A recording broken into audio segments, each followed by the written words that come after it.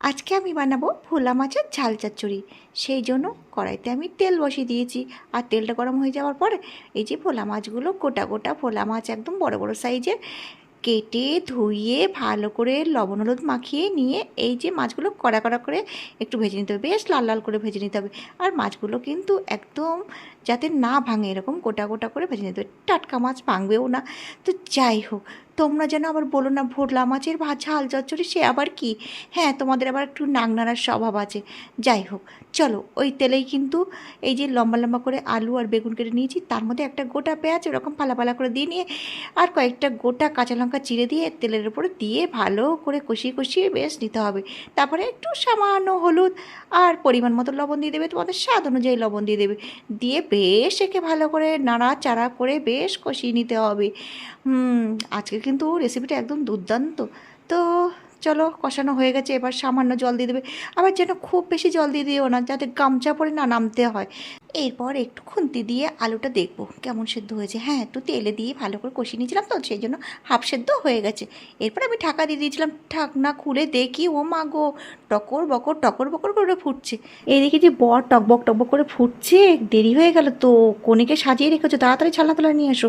তাই জন্য ছালনা নিয়ে এসে এই দেখো 7 পা ঘুরিয়ে ঝোলের মধ্যে দিয়ে এইভাবে নাড়িয়ে নাড়িয়ে ভালো করে নিয়ে এবার ঢাকনা দিয়ে ঢেকে দিতে হবে। দেখো, এবার ঢাকনা খুলে দেখি ঝোলটা খুব সুন্দর হয়ে গেছে। হ্যাঁ, এর মধ্যে কিন্তু একটু জিরে মরিচ বাটা দিয়ে দিও, আমি আবার ভুলে গেছিলাম, স্কিপ হয়ে গেছে, সেটা তোমাদেরকে মুখে বলে দিলাম। চলো এবার দেখা যাক কেমন হয়েছে এই যে ভোলা মাছের ঝাল চচ্চড়ি। হ্যাঁ, তোমরা যেন আবার বলো না মাছগুলোর থেকে কড়াইটা হয়ে গেছে অনেক ছোট, আর মাছগুলো হয়ে গেছে বিশাল বড় সাইজের। কি করব, বড় কড়াই নেই, সেই জন্য। চলো রেসিপিটা দেখে নাও কেমন হয়েছে। এই যে দেখো ভোলা মাছের ঝাল চচ্চড়ি একদম রেডি হয়ে গেছে খাওয়ার জন্য। চলে এসো, তোমরাও খেয়ে নাও, আমিও খেয়ে নিই। সবাই ভালো থেকো, বাই, টাটা। আজকে আমি বানাবো ভোলা মাছের ঝাল চচ্চড়ি। সেই জন্য কড়াইতে আমি তেল বসিয়ে দিয়েছি।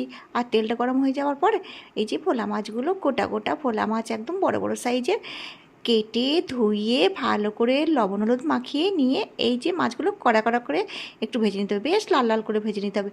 আর মাছগুলো কিন্তু একদম যাতে না ভাঙে এরকম গোটা গোটা করে ভেজে নিতে হবে, টাটকা মাছ ভাঙবেও না। তো যাই হোক, তোমরা যেন আবার বলো না ভোলা মাছের ঝাল চচ্চড়ি সে আবার কি। হ্যাঁ, তোমাদের আবার একটু নাড়ার স্বভাব আছে। যাই হোক, চলো ওই তেলেই কিন্তু এই যে লম্বা লম্বা করে আলু আর বেগুন কেটে নিয়েছি, তার মধ্যে একটা গোটা পেঁয়াজ এরকম ফালা ফালা করে দিয়ে নিয়ে আর কয়েকটা গোটা কাঁচা লঙ্কা চিড়ে দিয়ে তেলের উপরে দিয়ে ভালো করে কষিয়ে কষিয়ে বেশ নিতে হবে। তারপরে একটু সামান্য হলুদ আর পরিমাণ মতো লবণ দিয়ে দেবে, তোমাদের স্বাদ অনুযায়ী লবণ দিয়ে দেবে, দিয়ে বেশ একে ভালো করে নাড়াচাড়া করে বেশ কষিয়ে নিতে হবে।